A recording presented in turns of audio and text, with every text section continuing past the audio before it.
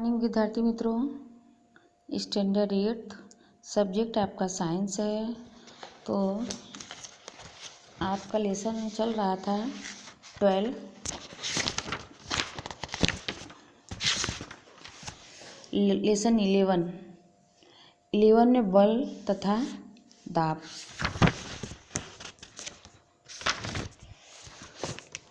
Lesson 11 में बल तथा दाब में अपने काफ़ी पैराग्राफ चल चुके थे, उसके आगे का अपने आज चर्चा करेंगे।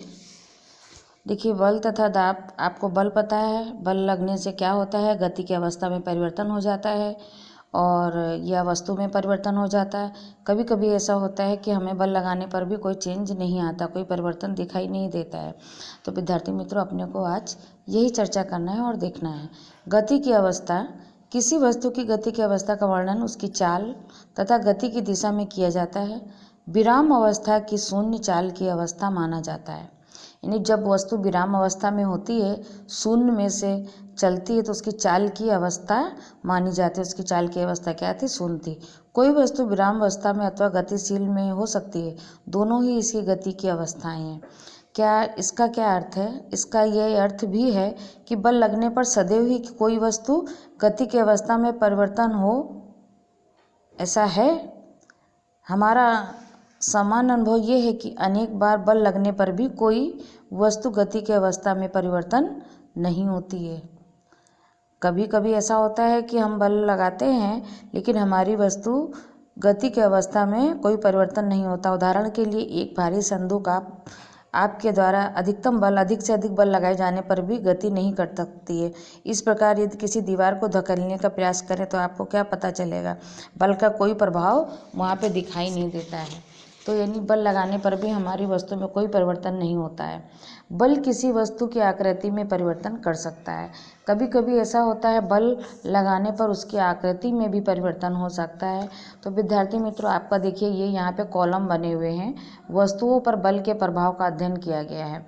स्थिति का वर्णन, बल कैसे लगाएं, और आपको ये चित्र दिया गया है, बल का प्रभाव हाँ या ना, ये आपको बताना है।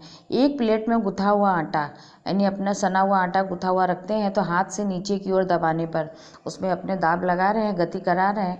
यानी हाथ से नीचे की ओर हमने दबाया तो उसको क्या हुआ, यहाँ पे देखिए आपका, तो गति की अवस्था में परिवर्तन नहीं, क्योंकि गति नहीं करी, वो बस आटा वहीं का वहीं रखा हुआ है प्लेट में, लेकिन आकृति में परिवर्तन हो गया है। तो आपको यहाँ पे आकृति में परिवर्तन दिखाई दे रहा है, तो हम आकृति के परिवर्तन में टिक कर देंगे।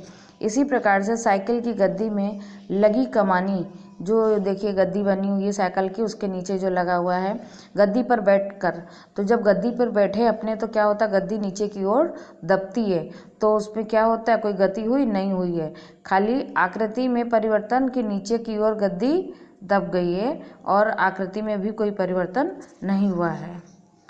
एक हुक या दीवार में लगी कील से लटका रबड़ का छल्ला एक भार लटकाकर या इसके सतत सिरे को खींचकर, अपने उसके अंदर एक कील है, उसके अंदर रबड़ लगाते हैं और उसको खींचते हैं। एक भार लटकाकर या इसके स्वतंत्र सिरे को खींचकर, तो क्या होता है, वो लंबा होता है।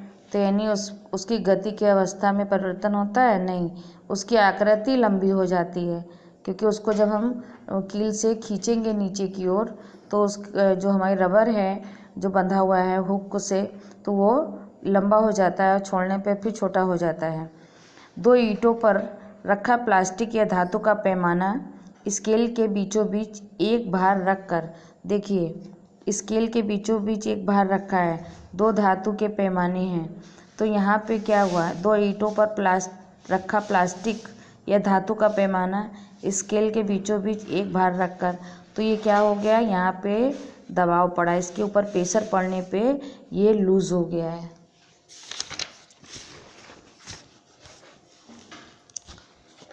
आगे देखिए, आपका बताया गया है सारणी 11.2 के पिछड़ों से आप क्या निष्कर्ष पे पहुँचते हैं, क्या निष्कर्ष निकालते हैं।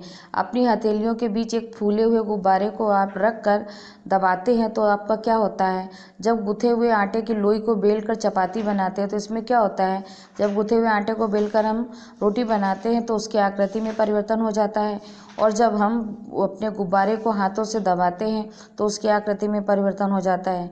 तो इसी प्रकार से मेज आकृति पर क्या प्रभाव पड़ता है, उसकी आकृति, जब मेज पर रखी किसी रबड़ की गेंद को दबाते हैं तो क्या होता है। इन सब उदाहरणों से आप देख सकते हैं कि किसी वस्तु पर बल लगने से उसकी आकृति में परिवर्तन हो सकता है, लेकिन गति में परिवर्तन नहीं हो सकता है। क्रियाकलाप कर लेने के पश्चात आप समझ गए होंगे कि बल किसी वस्तु को विराम अवस्था से गति में ला सकता है, यानी विराम अवस्था में है तो उसको गति की अवस्था में ला सकता है, और गति अवस्था की चाल में कोई परिवर्तन कर सकता है। गतिशील वस्तु की चाल में परिवर्तन कर सकता है। कोई वस्तु हमारी गतिशील है, धीमी चल रही है, तेज चल रही, तो उसको हम टच करने पे या प्रेशर देने पे उसकी चाल में परिवर्तन आ सकता है। गतिशील वस्तु की दिशा में परिवर्तन कर सकता है, वस्तु की आकृति में परिवर्तन ला सकता है। इसमें से कुछ आप सभी प्रभावों को उत्पन्न कर सकते हैं।